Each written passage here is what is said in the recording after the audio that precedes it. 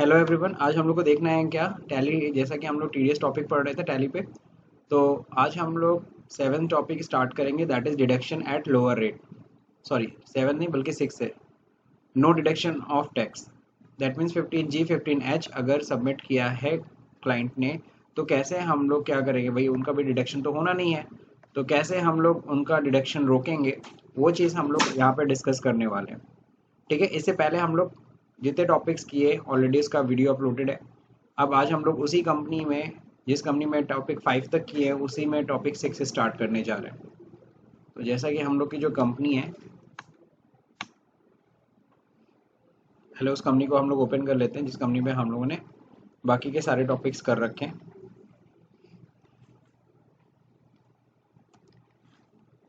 Okay, सो अभी तक हम लोगों ने एडवांस के केसेस देखे हैं, नॉर्मल केसेस भी कवर किए हैं, प्लस इंटरेस्ट के साथ हमने टीडीएस जमा करना हमने ये भी सीख लिया। ओके, अब हम लोग बात करेंगे किसकी, नो डिडक्शन ऑफ टैक्स की। तो पहले इस टॉपिक को पहले समझ लेते हैं, उसके बाद हम लोग प्रैक्टिकल करते हैं। बहुत से लोगों को 15G 15H के बारे में नहीं पता होगा, तो चलिए समझते हैं। If the total income of the पेई, यानी कि डिडक्टी का अगर total income less than exemption limit है, एग्जाम्पशन लिमिट सबको पता है टाइम टू टाइम चेंज होता रहता है, फिलहाल 2,50,000 है, और अगर रिबेट भी इंक्लूड किया जाए तो 5 लाख तक अगर इनकम आप कमाते हो तो आपको कोई टैक्स नहीं देना पड़ेगा। देन ही और she can avoid deduction of TDS. अगर आपकी इनकम एग्जाम्पशन लिमिट के अंदर है और आपका कहीं भी टीडीएस कटने वाला है, तो आप उस टीडीएस को अवॉइड कर सकते हो फ्रॉम हिज और हर पेमेंट रिसीवेबल। जो भी आपका पेमेंट मिलने वाला उसमें से आप टीडीएस कटने से रोक सकते हो। इसके लिए आपको फॉर्म 15G भरना होगा और उसे पेयर को सबमिट करना होगा। पेयर मतलब जो भी आपको वो इनकम पे कर रहा है, दैट मीन्स डिडक्टर, जैसा कि हम लोग पीछे पढ़ चुके हैं। In case the pay is a senior citizen, लेकिन अगर सपोज करो जिसको पैसा मिल रहा है, इनकम मिल रहा है, उसको अगर सीनियर सिटीजन है, तो 15G की जगह पे क्या सबमिट करेगा, 15H सबमिट करेगा। दैट मीन्स असेसी अगर 60 ईयर से अबव है, 60 ईयर का हो या 60 ईयर से अबव हो, तो वो 15G नहीं बल्कि 15H सबमिट करेगा ताकि उसका टीडीएस ना कटे। On the basis of 15G 15H, the payer will make the payment without deducting TDS। अब क्या होगा, जो भी आपको पेमेंट मिलेगा उसमें TDS नहीं कटेगा। In turn, the payer should deposit the copy of 15G 15H to the respective TDS circle। यानी कि जो भी हम लोग 15G उन्हें देंगे अपने यानी क्लाइंट से, जो भी हमारी कंपनी है, अगर क्लाइंट से हमें 15G 15H मिल रहा है, तो ये हमें ले जा करके टीडीएस सर्कल में डिपॉजिट भी करना पड़ता है, जमा भी करना पड़ता है। This provision is applicable only in the case of TDS on interest on securities. अब ये नहीं है कि भाई देखो कि 15G 15H कहीं भी लगा दो और हमारा टीडीएस नहीं कटेगा। हम लोग जैसे कि पीछे चार्ट पढ़े थे, अगर मैं आपको चार्ट बताऊं तो थियरी में हम लोग ने कवर किया था।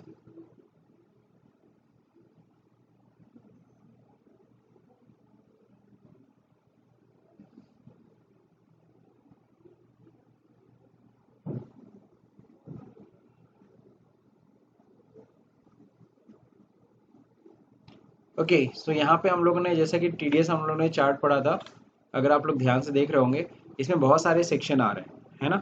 तो अब ये नहीं कि किसी भी सेक्शन से अगर टीडीएस कटने से रोकना है तो हम 15G 15H लगा सकते हैं, ऐसा नहीं है। तो कुछ रिस्पेक्टिव ही इनकम के लिए ये 15G 15H काम करेगा। ये नहीं कि कहीं भी हमारा टीडीएस कटना है उसे रोकने के लिए हम 15G 15H, सर ने बताया था तो चलो 15G 15H लगा दें, नहीं, हर जगह टीडीएस के प्रोविजन में 15G 15H काम नहीं करता है। ओके, सो चलिए देखिए कहाँ कहाँ हम लोग 15G या 15H लगा सकते हैं। अगर हमारा कहीं इंटरेस्ट की इनकम बन रही है, ओके, तो वहाँ पे हम लगा सकते हैं। डिविडेंड की इनकम मिल रही है, वहाँ टीडीएस कटने वाला है, उसको हमें रोकना है तो हम लगा सकते हैं, ठीक है ना। 194A में के केस में लगा सकते हैं। अगर नेशनल सेविंग सर्टिफिकेट से इनकम आ रही है, एनएससी से कुछ पेमेंट मिल रहा है, वहाँ टीडीएस कटने वाला है, उसे रोकने के लिए हम लगा सकते हैं। Pre mature of EPF withdrawal है तो हम लगा सकते हैं। अगर कहीं हमारा रेंटल इनकम है, मान लो मैं लैंडलॉर्ड हूँ और सामने वाला मुझे रेंट देता है 2,40,000 से ज़्यादा, तो वो टीडीएस काट लेगा, लेकिन मैं चाहता हूँ ना टीडीएस काटे, तो मैं 15G उसे लगा के दे सकता हूँ, 15G दे सकता हूँ। इंश्योरेंस कमीशन अगर हो रहा है उसमें से टीडीएस कटने से रोकना है तो भी हम 15G 15H लगा सकते हैं। तो सिर्फ इन्हीं केसेस में 15G 15H काम करता है। अब हम बात करेंगे, जैसे एक एग्जांपल दे रखा है, 2 नवंबर 2020 को company paid commission to mister Rohit Dinkar.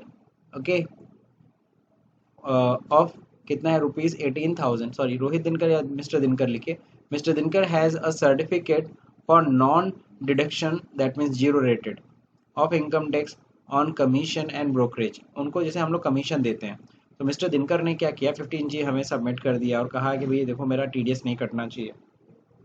ठीक है, अब नॉन डिडक्शन है, अब कैसे करेंगे? आपको पता है कमीशन के केस में हमें 3 लेज़र बनाने हैं।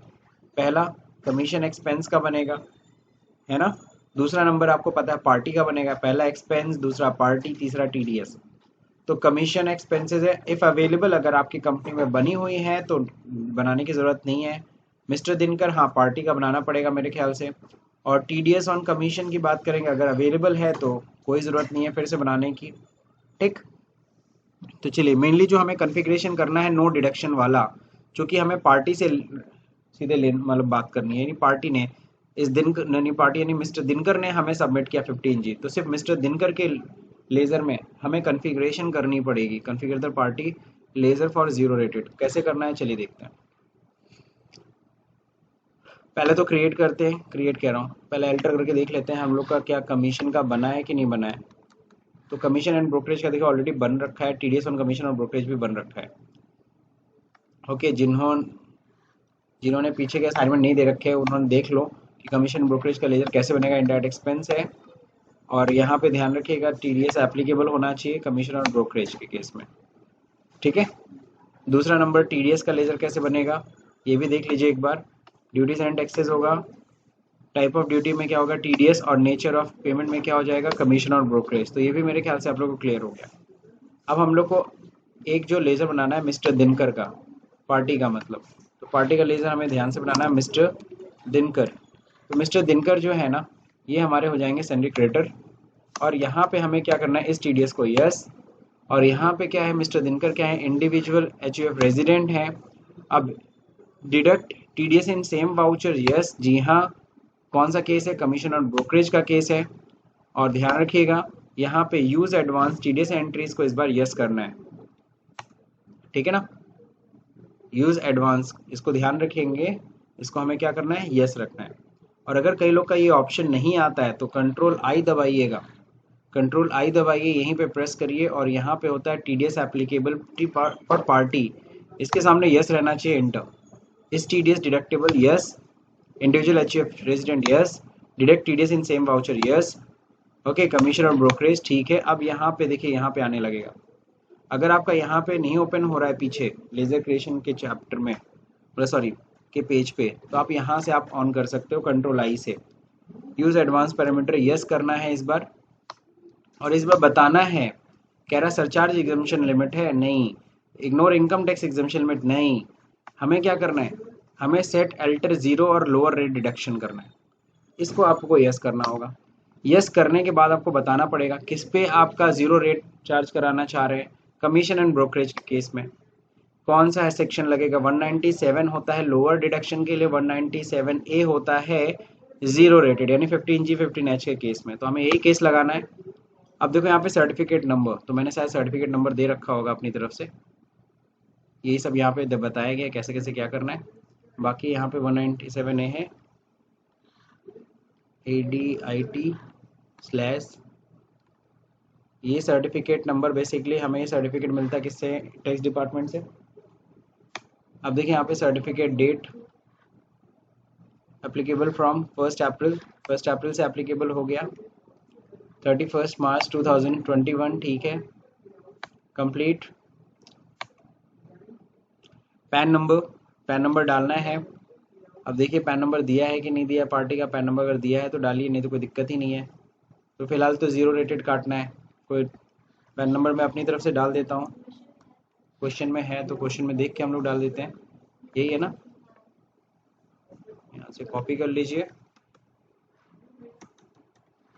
कंट्रोल V, देन यहाँ पे देखिए नेम ऑफ पैन, हाँ ठीक है मिस्टर दिनकर सही है। देखो यहाँ पे यस नहीं किया, वहीं से हमारा हो गया ना। नाउ अब क्या करेंगे कंट्रोल A, एक्सेप्ट हो गया।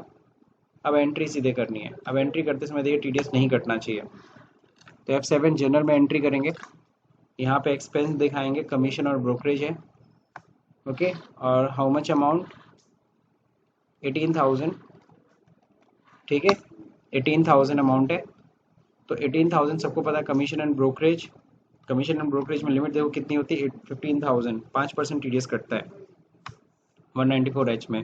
बट यहाँ तो फिर 18,000 फिर भी TDS नहीं कटेगा, फिर भी हम TDS नहीं काटेंगे मिस्टर दिनकर जी का। पता है क्यों? क्योंकि उन्होंने 15G लगा रखा है। क्या है न्यू रेफरेंस, रेफरेंस नंबर दिया है क्या? दिया है तो लगा दीजिए, कुछ नहीं दिया है छोड़िए, 7 नंबर ही है। तो ये being bill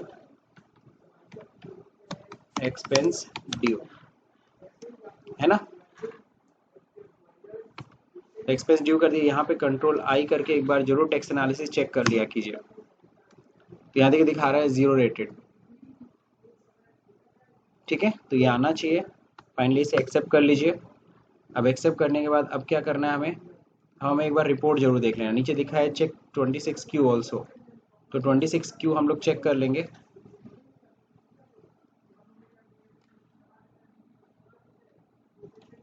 okay, statutory report, TDS report, और यहाँ पे 26Q देखिए यहाँ पे दिखा रहा है 0 रेटेड टैक्सेबल एक्सपेंस में, इस वाले टेबल में आ गया। अब देखो अक्टूबर से दिसंबर बस आ रहा है, हम लोग अगर कंप्लीट कर लेना पूरा तो अभी तक का जितना डिटेल है सब आने लगेगा, ठीक है ना। तो मेरे ख्याल से आप लोग को ये समझ में आ गया 0 रेटेड कैसे करना है। अब हम लोग को बात करनी है किसकी, इसी के साथ साथ अब अगला टॉपिक भी हम लोग करने वाले हैं। अगला टॉपिक जो है क्या है, वो है topic number 7, that is deduction at lower rate. That means form 13 अगर सबमिट किया गया है, सामने वाले ने अगर फॉर्म 13 सबमिट किया, तो ऐसे केस में हम लोग डिडक्शन कैसे करते हैं, इसी को हम लोग को समझना है। यहाँ पे lower rate deduction, normal rates की जगह पे the recipient can apply in form 13। Suppose करो 15G 15H नहीं है, इस बार रेट ऑफ TDS रिड्यूस करना है। दैट मीन्स मान लीजिए कोई टैक्स किसी चीज़ के ऊपर TDS कटना है 5%, बट आपने फॉर्म 13 लगाया, कहा कि नहीं नहीं मेरा 5 नहीं कटेगा, मेरा तो 2% कटेगा। तो वो फॉर्म 13 बेसिकली डिपार्टमेंट से आपको इशू, क्लाइंट इशू करा के लाएगा और हमें जमा करेगा, तभी हम लोअर रेट से TDS काटेंगे। तो the recipient can apply in form 13 to the assessing officer. Assessing officer कहाँ बैठता है सबको पता है, इनकम टैक्स ऑफिस में, ठीक है।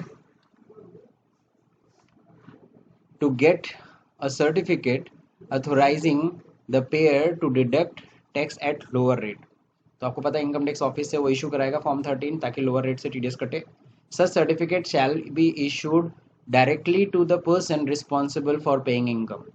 और वो सीधे चाहे तो फॉर्म 13 सीधे हमारे नाम पे भिजवा सकता है, सीधे मेरे पास आ जाए कि हाँ भैया इन पर्सन का, इस असेसी का हमारा जो TDS जो है हमें कम काटना है, नॉर्मल रेट से नहीं कटेगा, लोअर रेट से कटेगा। जैसे यहाँ पे एक एग्जांपल दे रखा है, ऑन 2 नवंबर 2020 को company paid 42,000 to modern advertising limited को, कंपनी है, इनको हम लोग को पेमेंट करना है। उनका पैन नंबर ये है, for advertisement modern advertisement limited has a certificate of deduction of income tax. सबको पता है कंपनीज का जब पेमेंट करते कॉन्ट्रैक्ट का पेमेंट, तो उस केस में 2% TDS कटना चाहिए, बट वो कह रखे हैं नहीं नहीं हमारा तो 1% कटेगा, जबकि इंडिविजुअल का कॉन्ट्रैक्ट के केस में 1% कटता है और कंपनी का 2%। बट यहाँ पे देखो लोअर रेट से कट रहा है, 2 की जगह पे 1% काटना है on advertisement. Here we need to pass the due entry in a specified rate. ठीक है, चलिए देखते हैं। सबसे पहले create the following ledger, advertisement expense होना चाहिए, TDS ऑन एडवर्टीजमेंट एक्सपेंस होना चाहिए, पार्टी लेजर। तो आपको पता है एडवर्टीजमेंट एक्सपेंस ऑलरेडी मेरा बना हुआ है, आप अगर देखना चाहते हो देख लो। यहाँ पे अल्टर कर लेता हूँ मैं एडवर्टीजमेंट, पिछले असाइनमेंट्स में हम लोगों ने किया था, पिछले टॉपिक्स में। इनडायरेक्ट एक्सपेंस है, ठीक है, और यहाँ पे एप्लीकेबल है, यहाँ पे payment to contractor 194C 30,000 individual HUF contractor है तो 1% TDS काटेंगे, कंपनी है तो 2% TDS काटेंगे, ठीक है ना। लेकिन यहाँ पे काटना है कितना, 1%। अब क्या है, TDS भी दिखा देता हूँ मैं, लेजर TDS और एडवर्टीजमेंट भी बन रखा है, यहाँ पे भी पेमेंट टू कॉन्ट्रैक्टर मैंने पकड़ा रखा है। अब हम लोग को लेजर क्रिएट करना है, तो लेजर देखिए क्रिएट कर लेते हैं हम लोग, किसका, पार्टी का। पार्टी कौन है, और उसी में देखो कॉन्फ़िगरेशन भी करनी है। तो पार्टी है modern advertising limited, modern advertising limited, okay. अब देखिए यहाँ पे करना क्या है, ये है सन्ड्री, पता है क्या होगा, सन्ड्री क्रेडिटर है, अब यहाँ पे ध्यान रखिए TDS एप्लीकेबल, जी हाँ यस करना है। अब यहाँ पे पूछता है कौन मॉडर्न, भाई लिमिटेड है तो कंपनी रेजिडेंट हो गया। TDS डिडक्ट करना है यस। कौन से केस में बात हो रही है, पेमेंट टू कॉन्ट्रैक्टर। अब यहाँ पे या तो यस करिए, नहीं तो मैंने आपको बता रखा है कंट्रोल आई दबाइए, नहीं आता है तो वहाँ पे सॉरी। और यहाँ पे एकदम नीचे देखिए आता है TDS एप्लीकेबिलिटी टू पार्टी, इस पे यस करिए, डिटेल आ गई। इस बार अगेन हमें क्या करना है, यहाँ पे यस करना है, और यस करने के बाद यहाँ पे हमें सीधे नीचे आ जाना है, लोअर रेट डिडक्शन करना है यस, जी हाँ। अब यहाँ पे किस केस में, पेमेंट टू कॉन्ट्रैक्टर के केस में कौन सा सेक्शन लगेगा, 197। सर्टिफिकेट नंबर मांग रहे हैं, सर्टिफिकेट नंबर हम लोग दे देंगे। सर्टिफिकेट नंबर दिया है MAIT/2021 में कर देता हूँ। Applicability from 1 April to 31 March. Okay, किस रेट से TDS काटना है, इस बार क्या करना है, किस रेट से TDS काटना है, 1%, ना कि 2%। 2% की जगह पे कितना काटना है, 1% TDS काटना है, that's it, except. PAN number डालना है, तो पैन नंबर दिया था क्वेश्चन में, यहाँ से पैन नंबर उठा लेते हैं हम लोग, कंट्रोल V हो गया, सही है। Then control A। अब सीधे जाते, सारे लेजर बन गए। अब हमें क्या करना है, एक्सपेंस ड्यू करना है, F7। तो 2 नवंबर को ही एंट्री करते हैं हम लोग, 2 नवंबर में ही एंट्री हो जाएगी। क्या, एडवर्टीजमेंट एक्सपेंस अकाउंट डेबिट। अब देख ले कितना अमाउंट था, 42,000, तो 30,000 से ज़्यादा का पेमेंट है ना, और TDS कितना कटना चाहिए, 1%। यहाँ पार्टी हो जाएगा क्रेडिट में, कौन है पार्टी, मॉडर्न। देखिए TDS कट गया, और कटा कितना है, 420 रुपीज़ कटा है, 1% कटा, 420 रुपीज़। बिल नंबर अगर दिया है तो नोट कर लीजिए, दिया है क्या, दिया है MA-ADV 001, MA-ADV-001, क्लियर। इसमें TDS कट गया, MA-TDS, ठीक है, /001, जो भी है TDS कट गया, 420 रुपीज़। दिख रहा है सब लोग को, being expense due and TDS deducted at lower rate due to form 13, क्योंकि फॉर्म 13 था इसलिए लोअर रेट से रिडक्शन किया। एक बार आप कंट्रोल आई करके जरूर चेक कर लीजिए टैक्स एनालिसिस। तो यहाँ पे देखिए दिखा रहा है 1% TDS काटा है, तो मेरे ख्याल से कोई दिक्कत है नहीं, कंप्लीट हो गया। तो इस तरीके से हम लोगों ने दोनों टॉपिक कवर कर लिए। अभी देखिए मैं TDS का मैं कोई पेमेंट नहीं कर रहा हूँ। अगर हम TDS आउटस्टैंडिंग चेक करें तो आई थिंक कल भी हम लोगों ने इससे पहले भी असाइनमेंट किया था, उसका भी कई पेमेंट हम लोगों ने अभी रोक रखा है। तो TDS रिपोर्ट में जाएंगे, TDS आउटस्टैंडिंग, ओके। तो यहाँ पे अगर हम लोग देखें अभी तक का टोटल जो पेंडिंग अमाउंट है, पेमेंट टू कॉन्ट्रैक्टर ही दिखा रहा है 420, ठीक है। अभी से पहले वाला जो वाउचर था जिसमें नो डिडक्शन था, तो नो डिडक्शन था तो वहाँ तो TDS जमा ही नहीं करना है, तो इसका पेमेंट हम लोग बाद में करेंगे। हम लोग TDS का पेमेंट आप लोग को पता ही है कैसे करना है, लेकिन अभी नहीं करना है, उसे बाद में करेंगे। उससे पहले हमारे पास 2 और टॉपिक हैं जो हम लोग को कवर करना है, जिसके बाद हम लोग का TDS कंसेप्ट क्लियर, काफ़ी हद तक क्लियर हो जाएगा। TDS deduction below threshold limit, इसमें टॉपिक में है क्या, बस इतना मैं आज बता दे रहा हूँ। वीडियो हम लोग इस पे मतलब कि प्रैक्टिकल हम लोग बाद में करेंगे। है क्या इसमें कि जब कभी पेमेंट हमें करना हो बिलो थ्रेशोल्ड लिमिट, लेकिन तब भी हमें TDS काटना है, तो कैसे करेंगे। थ्रेशोल्ड लिमिट हमने डाल रखा है 1 लाख, मान लीजिए रेंट के केस में 240 है, लेकिन हम पेमेंट कर रहे हैं 45,000 रुपये रेंट, लेकिन हमें 45,000 रुपये TDS काटना है, तो सर कैसे काटेंगे, ठीक है। तो वो केस हम लोग कल देखेंगे इन्हीं नेक्स्ट वीडियो में, और ये इमूवेबल प्रॉपर्टी भी साथ ही साथ चेक करेंगे, ठीक है। तो मेरे ख्याल से अगर ये वीडियो अगर आपको समझ में आया हो तो इस वीडियो को लाइक करिए, शेयर करिए, सब्सक्राइब का बटन दबाना भूल जाइए। Thank you for watching this video.